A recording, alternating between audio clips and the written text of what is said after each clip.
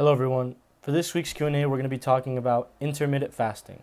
So, simply speaking, intermittent fasting, all that means is restricting your eating window or the times that you are able to eat and not eating for the other duration of the times.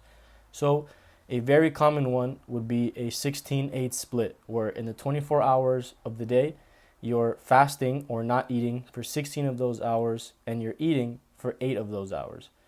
What that means is you're not necessarily eating constantly through those 8 hours. That just means that you have an 8 hour window where you can eat or where you allow yourself to eat. And you can pick whatever 8 hour window works best for you. And it doesn't even have to necessarily be 8 hours. You could do a 12-12 split where you're eating 12 hours of the day and not eating for another 12 hours of the day.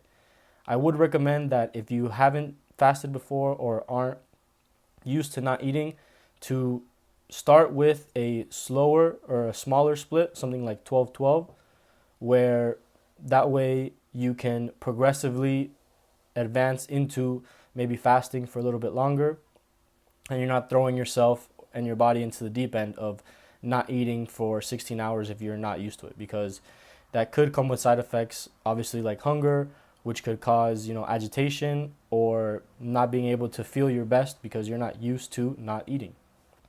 So, according to multiple studies published over the last years, there are multiple benefits from fasting or being in a fasted state.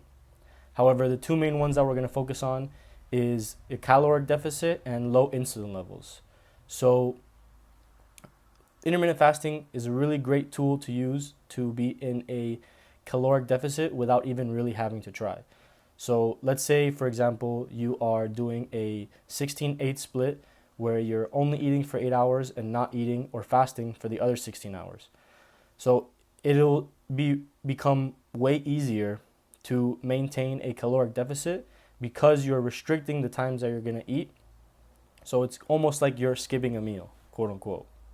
However, that being said, the most important thing to be able to lose weight or lose fat is you need to be in a caloric deficit. It doesn't help if you're still eating too much or eating a caloric surplus, even if it is in those 8 hours. You still need to be in a deficit for your weight to go down and your body fat to go down. So the other main benefit from intermittent fasting is having low insulin levels. So when your body has low insulin levels, it is not grabbing energy from your glycogen or your stored glucose. Instead, it is using that energy from your stored body fat.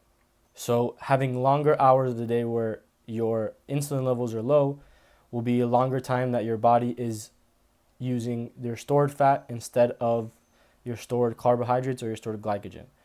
This means, though, very important note, if you're doing exercise in a fasted state or you're running in a fasted state, it still does depend on your heart rate to see what fuel source your body is using.